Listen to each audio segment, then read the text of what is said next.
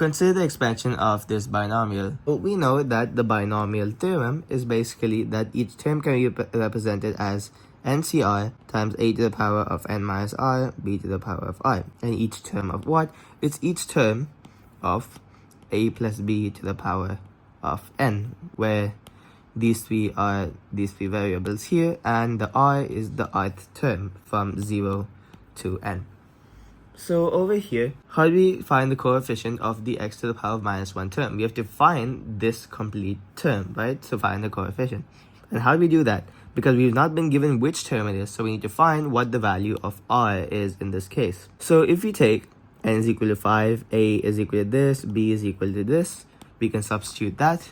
So we get 5ci times ax by 2 to the power of 5 minus I times 3 by x squared to the power of I. And this has to have x to the power of minus 1 at the end. So when we multiply only the x terms, we'll get x to the power of minus 1. So let's isolate the x terms.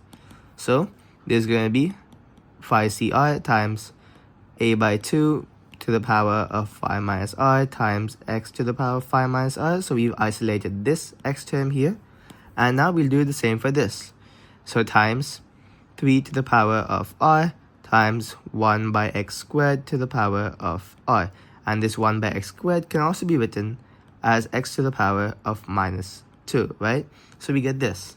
We can multiply this to get x to the power of minus 2i. And this over here, we can multiply both of these, and that has to be x to the power of minus 1. So this is going to be equal to some coefficient, let's say k, times x to the power of 5 minus I times x to the power of minus 2i. And that's going to be equal to k times x to the power of minus 1. So we can equate the powers. First, we can use the exponent laws to get x to the power of 5 minus 3r is equal to x to the power of minus 1. 5 minus 3r equals minus 1. 3r is equal to 6. R equals 2.